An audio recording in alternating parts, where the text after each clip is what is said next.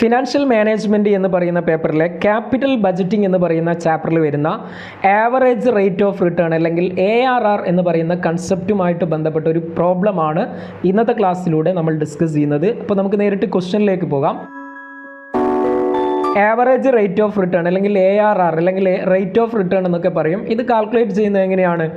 Average rate of return അല്ലെങ്കിൽ ARR is equal to average return divided by average investment into 100 എന്നുള്ള ഇക്വേഷനിൽ apply ചെയ്തുകൊണ്ടാണ് നമ്മൾ ARR calculate ചെയ്യുന്നത്. ഇത് ആവറേജ് ഇൻവെസ്റ്റ്മെൻറ്റ് എന്ന് പറഞ്ഞു കഴിഞ്ഞാൽ original investment plus scrap value divided by 2 എന്നുള്ളതാണ് ഇക്വേഷൻ വരുന്നത്. ഇനി ആവറേജ് റിട്ടേൺ എന്ന് പറഞ്ഞു കഴിഞ്ഞാൽ നമ്മുടെ ടോട്ടൽ റിട്ടേൺ എത്രയാണോ വരുന്നത് ആ ടോട്ടൽ റിട്ടേൺ ഡിവൈഡഡ് ബൈ എത്രയാണോ നമ്മുടെ പ്രൊജക്റ്റ് ലൈഫ്, അതുകൊണ്ട് ഡിവൈഡ് ചെയ്ത് കഴിഞ്ഞാൽ നമുക്ക് എന്ത് കിട്ടും?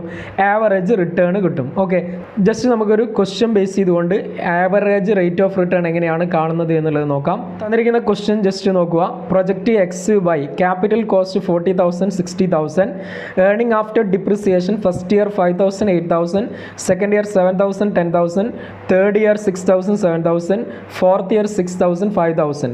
Calculate ARR of project XY എന്നുള്ളതാണ് ക്വസ്റ്റ്യനിൽ പറഞ്ഞിട്ടുള്ളത്. അപ്പോൾ ഇവിടെ ARR കാൽക്കുലേറ്റ് ചെയ്യാൻ നമ്മൾ ജസ്റ്റ് പ്രൊജക്റ്റ് Xൻ്റെത് ആദ്യം ചെയ്യുന്നു.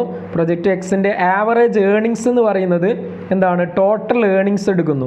ടോട്ടൽ ഏർണിങ്സ് എന്ന് പറയുന്നത് ഇതാണ് ഏർണിങ്സ് ആഫ്റ്റർ ഡിപ്രിസിയേഷൻ. ഇവിടെ നമ്മൾ ടോട്ടൽ ഏർണിങ്സ് കാൽക്കുലേറ്റ് ചെയ്യുന്നു. ഓക്കെ, അപ്പോൾ ഈ ടോട്ടൽ ഏർണിങ്സ് കാൽക്കുലേറ്റ് ചെയ്ത് കഴിഞ്ഞാൽ 5,000 7,000 പ്ലസ് 6,000 പ്ലസ് 6,000 കണ്ടു കഴിഞ്ഞാൽ നമുക്ക് എത്ര കിട്ടും?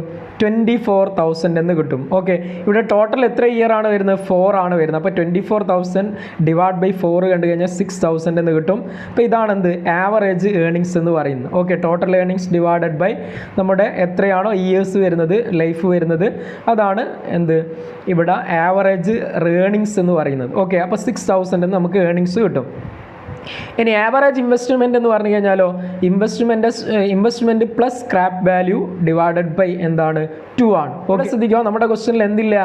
സ്ക്രാപ്പ് വാല്യൂ ഇല്ല. അപ്പോൾ ഇവിടെ 40,000 ആണ് എന്ത് വരുന്നത്? നമ്മുടെ ഇൻവെസ്റ്റ്മെൻറ്റ് പ്രൊജക്റ്റ് Xൻ്റെ വരുന്നത്. ക്യാപിറ്റൽ കോസ്റ്റ് എന്ന് പറയുന്നത് എത്രയാണ്? 40,000 ആണ്. ഓക്കെ, ക്യാപിറ്റൽ കോസ്റ്റ് 40,000 ആണ് ക്വസ്റ്റ്യനിലുള്ളത്.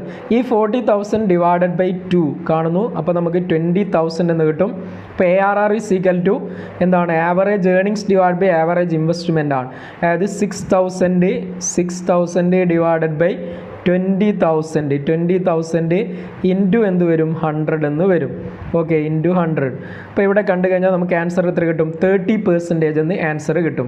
ഇതേപോലെ നമ്മൾ പ്രൊജക്റ്റ് Yയുടെ കേസിലും കാൽക്കുലേറ്റ് ചെയ്യുന്നു. പ്രൊജക്റ്റ് Yയുടെ ആവറേജ് ഏർണിങ്സ് കാണാൻ ടോട്ടൽ ഏർണിങ്സ് എത്രയാണ്? ഇവിടെ വരുന്ന 8,000 10,000 7,000 5,000. അപ്പോൾ നമുക്ക് എത്ര കിട്ടും?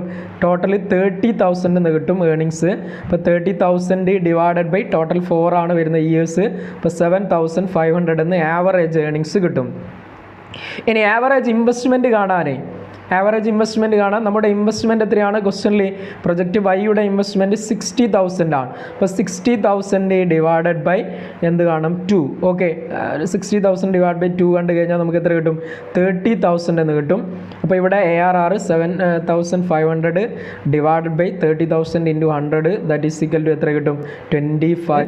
7,500 ഡിവൈഡഡ് ബൈ 30,000 ഇൻറ്റു 100. ഓക്കെ, അപ്പോൾ ഇത്തരത്തിലാണ് ആവറേജ് റേറ്റ് ഓഫ് റിട്ടേൺ അല്ലെങ്കിൽ ARR കാൽക്കുലേഷൻസ് വരുന്നത്.